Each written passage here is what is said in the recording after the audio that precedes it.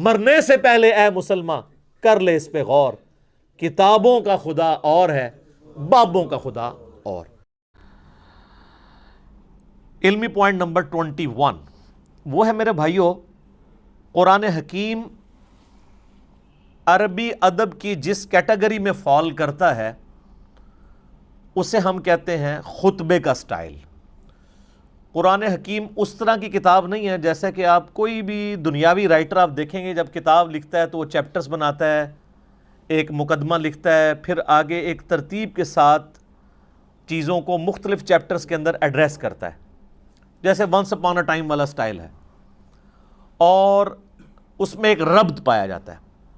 اس طرح کا ربط قرآن حکیم میں نہیں پایا جاتا جہاں تک چیپٹرز کی ترتیب کا تعلق ہے۔ البتہ چونکہ قرآن حکیم کا جو سٹائل ہے وہ ایک یونیک سٹائل ہے، اور اسے عربی میں آپ سمجھ سکتے ہیں کہ خطبے کا سٹائل ہے۔ آپ یہ کہہ سکتے ہیں کہ قرآن حکیم collection of divine origins of almighty Allah ہے، اللہ تعالیٰ کے خطبات، تقریروں کا مجموعہ ہے۔ ہر صورت ایک کمپلیٹ تقریر ہے، چاہے وہ مختلف اوقات میں نازل ہوئی، لیکن اگر آپ اس خطبے کو پورے کی پوری صورت کو ایز اے خطبہ دیکھیں گے تو آپ کو اس میں ایک مرکزی ٹاپک نظر آئے گا۔ جیسے ہمارے خطبہ حضرات بھی، چاہے وہ مذہبی لیڈرز ہوں یا پولیٹیکل لیڈرز ہوں، جب بھی تقریر کرتے ہیں تو ان کا ایک مرکزی ٹاپک ہوتا ہے، اس ٹاپک کے ارد گرد ساری گفتگو چلتی ہے۔ اس ٹاپک کو جب سٹارٹ کرتے ہیں تو ایک تمہید ہوتی ہے، اس کے بعد پھر کچھ مثالیں بھی ادھر ادھر کی بیان کی جاتی ہیں تاکہ جو خطیب ہے وہ اپنے مخاطب کو اپنی طرف اٹریکٹ کر سکے حالات حاضرہ کے پوائنٹ آف ویو سے۔ اور پھر جب خطبہ کنکلوڈ ہونے لگتا ہے تو جو سب سے زیادہ مرکزی ٹاپک ہے اس کو دوبارہ سے ایڈریس کیا جاتا ہے، کیونکہ بات کنکلوڈ ہو رہی ہوتی ہے۔ چونکہ قرآن حکیم اللہ تعالیٰ کے خطبات کا مجموعہ ہے، 114 خطبے ہیں، 114 صورتیں جو ہیں، اس کو ذہن میں رکھ کے قرآن حکیم کو پڑھیں گے تو پھر آپ کو بات سمجھ آئے گی کہ یہ سٹائل کیوں ہے۔ اب سورۃ البقرہ جو ہے، اس کا جو مرکزی ٹاپک ہے وہ سابقہ امت مسلمہ یعنی یہودیوں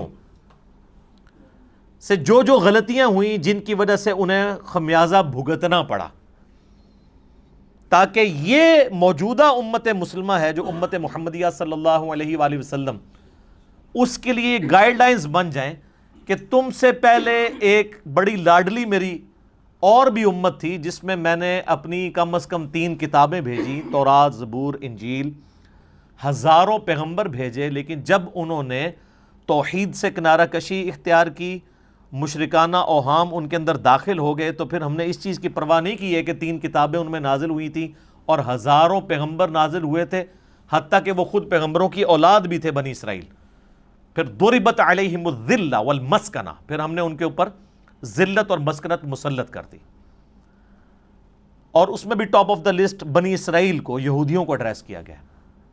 اس سے اگلی سورت سورہ آل عمران کے اندر مرکزی طور پر ایڈریس کیا گیا ہے کرسچنز کو، اور مضامین بھی بیان ہوئے ہیں لیکن مرکزی ٹاپک ہی ہے۔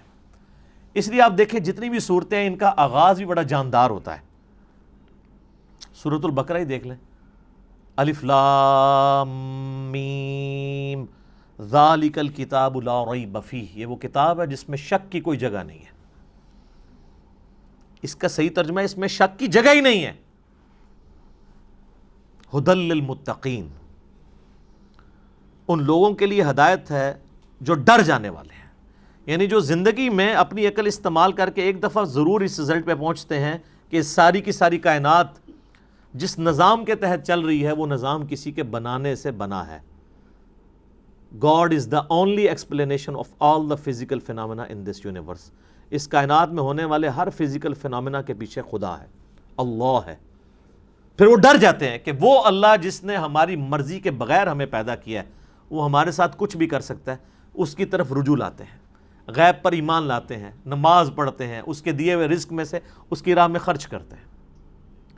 اور پھر سورۃ البقرہ کا اینڈ کتنی جاندار آیات پہ ہو رہا ہے، آمن الرسول بما انزل الیہ من ربہ والمؤمنون کل آمن باللہ وملائکتہ وکتبہ ورسلہ آنورڈ۔ اسی طریقے سے آپ ساری صورتوں کو دیکھیں تو ان کا سٹارٹ اور اینڈ بڑا جاندار ہے، اور پھر بیچ میں آپ کو مثالیں بھی بیان کی جائیں گی، واقعات بھی بیان کیے جائیں گے تاکہ بوریت نہ آئے۔ اور یہ قرآن حکیم کی میرے بھائیوں وہ خصوصیت ہے، قرآن بور نہیں ہونے دیتا۔ یہ نہیں ہے کہ اب سورۃ البقرہ شروع ہوئی ہے تو صرف یہودی ایڈریس ہو رہے ہوں گے یا ان کی کوئی ایک چیز خاص ایڈریس ہو رہی ہوگی، نہیں، اس میں کچھ مثالیں بھی بیان ہوں گی، کچھ واقعات بھی بیان ہو جائیں گے اس سے پہلے کے، پھر اس کے بعد ایک کنکلوژن نکالا جائے گا، پھر گائیڈ لائنز ہوں گی، یونیورسل ٹروتھ آئیں گے۔ 7 یونیورسل ٹروتھ سورہ بقرہ میں آئے ہیں، بنی اسرائیل کے واقعات کو اللہ تعالیٰ نے ایڈریس کر کے ہر واقعے کے بعد ایک یونیورسل ٹروتھ بیان کیا ہے کہ یہ میرا رول ہے، جو یہ کرے گا چاہے وہ جو کوئی بھی ہو اس کے ساتھ یہ ہو جائے گا۔ اس لیے قرآن حکیم میں انسان کا انٹرسٹ لوز نہیں ہوتا، بشرطے کہ قرآن پڑھتے ہوئے آپ کو یہ بات سمجھ آئے کہ قرآن کس سٹائل میں لکھا گیا ہے، کس سٹائل میں نازل ہوا ہے۔ مولانا مودودی رحمہ اللہ تعالیٰ نے جو تفہیم القرآن کا مقدمہ لکھا ہے نا، وہ مقدمہ ہی اسی کے اوپر ہے کہ ہمارے عام نوجوان بڑے شوق سے قرآن ترجمے والا لے کے بیٹھتے بھی ہیں، تب بھی ان کو کئی ایک باتیں، ان کو قرآن میں ایک تو ربط نظر نہیں آتا، کیونکہ ہم تو ان کتابوں کے عادی ہیں نا جو انسانوں کی لکھی ہوئی کتابیں ہیں، وہ تو ایک سیکوینس سے چل رہی ہوتی ہیں، ان کا سٹائل ڈیفرنٹ ہوتا ہے، وہ بکش سٹائل ہوتا ہے۔ قرآن کا سٹائل بکش نہیں ہے، قرآن کا سٹائل جو ہے وہ ہے خطبے کا، ایڈریس کرتا ہے آپ کو۔ اسی لیے مولا علی رضی اللہ تعالیٰ عنہ علیہ السلام کا قول ہے کہ جب میں نے اللہ سے گفتگو کرنی ہوتی ہے تو میں نماز پڑھتا ہوں، اور جب میری خواہش ہوتی ہے کہ میرا اللہ مجھ سے گفتگو کرے تو میں قرآن پڑھتا ہوں۔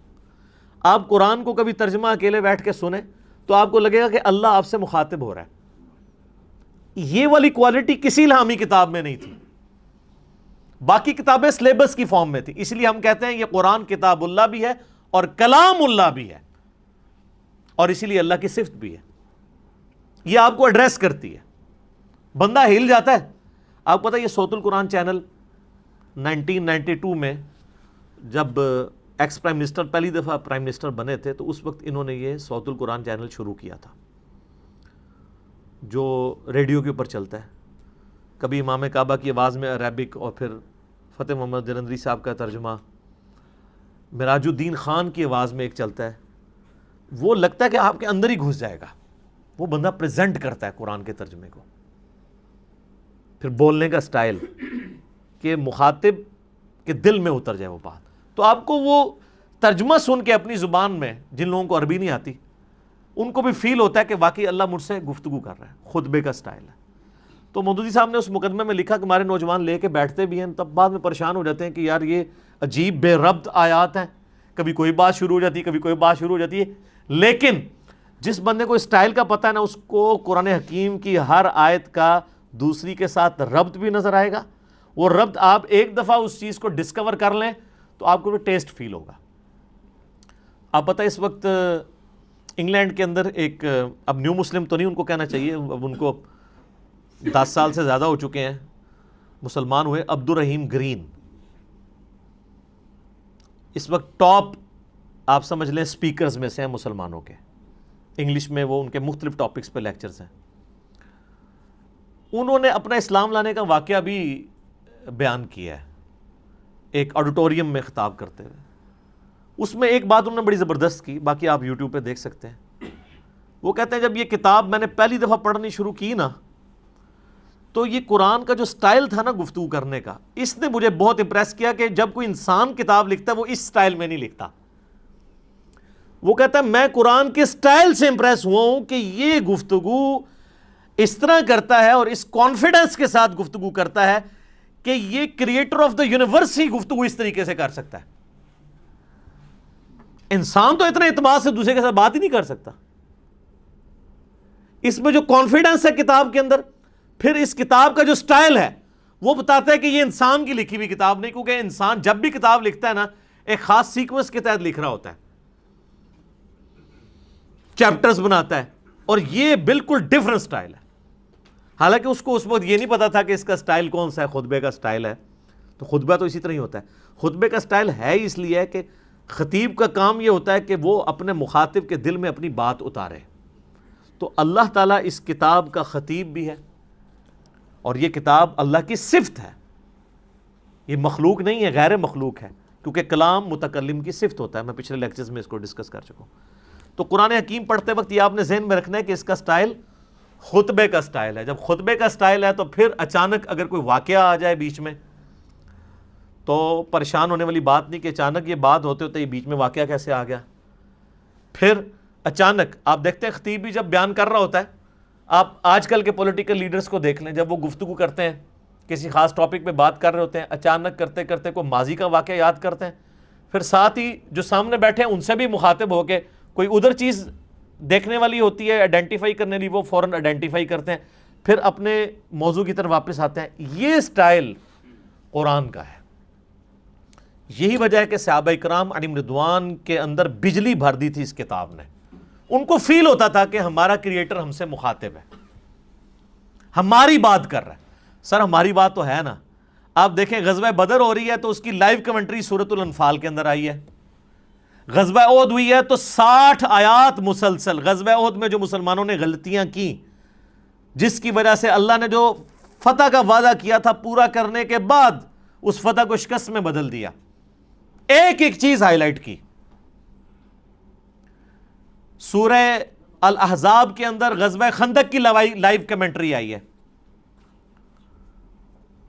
اسی طریقے سے سورہ توبہ کے اندر غزوہ تبوک کی پوری ڈیٹیلز آئی ہیں، اتنی ڈیٹیل کے ساتھ. نبی علیہ السلام کی مبارک زندگی کا آخری جو تھا غزوہ،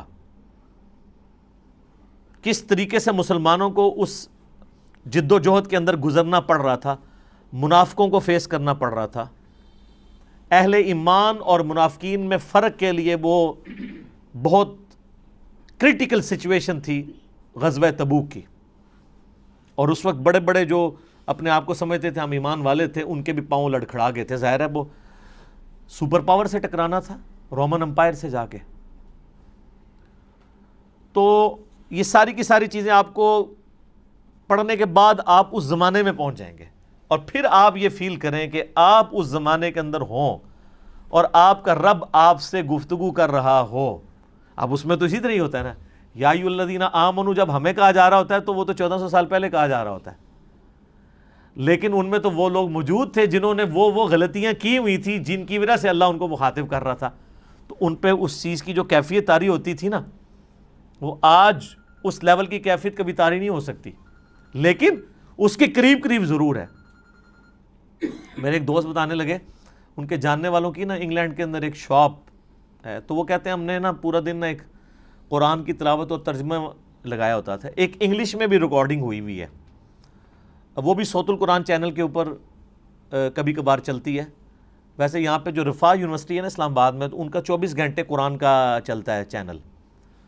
وہ آلموسٹ 3-4 دن میں قرآن پاک مکمل کر دیتے ہیں. تو اس میں ایک انگلش ترجمہ ہے، اس میں عربی کی آواز مشاری راشد کی ہے، اور انگلش ترجمہ جو ہے نا وہ اتنی زبردست آواز میں ہے، جس کو انگلش سمجھ آتی ہے تو وہ لگتا ہے کہ خدا آپ سے مخاطب ہے اور آپ کے دل میں اترتا ہے. تو کہتے ہیں انہوں نے اپنی دکان پہ وہ ترجمہ لگایا ہوتا تھا. کہتے ہیں جب کوئی نان مسلم بھی کسٹمر آتا تھا نا تو وہ ایک بار ٹھٹک کے سننا شروع کر دیتا تھا، اور کئی کسٹمرز نے کہا کہ آپ اس کو بند کر دیں، کیونکہ اس کو سننے سے ہمارے اوپر اثرات ہو رہے ہیں. ظاہر ہے جب دنیا کی بے ثباتی کا بیان ہو رہا ہو، مرنے کے بعد جی اٹھنے کا بیان ہو رہا ہو، اللہ کو آپ اکاؤنٹیبل ہیں، پھر آپ اپنی مرضی کی زندگی تو نہیں گزار سکتے. میری خواہشات اور میری ذات کے درمیان سب سے بڑی رکاوٹ کون ہے؟ اللہ. اگر اللہ کو میں نکال دوں تو میں اپنی مرضی کی زندگی گزار سکتا ہوں. اس لیے آپ دیکھیں گے جتنے ایتھیسٹ ہیں، منکرین خدا ہیں، وہ بیسیکلی منکرین خدا نہیں ہوتے ہیں، بلکہ وہ اپنی مرضی کی زندگی گزارنا چاہتے ہیں. اس لیے پھر اس کے لیے پہلی شرط یہ ہے کہ خدا کو بیچ میں سے نکال دیں، ورنہ یہ تو ہر وقت لٹکتی ہوئی تلوار ہے خدا کا کانسیپٹ کہ آپ اکاؤنٹیبل ہیں، کسی کو آپ کی جواب دہی ہونے والی ہے مرنے کے بعد. تو یہ قرآن حکیم کا خطبے کا سٹائل ہے. یہ قرآن پڑھتے وقت یہ چیز ذہن نشین ہونی چاہیے.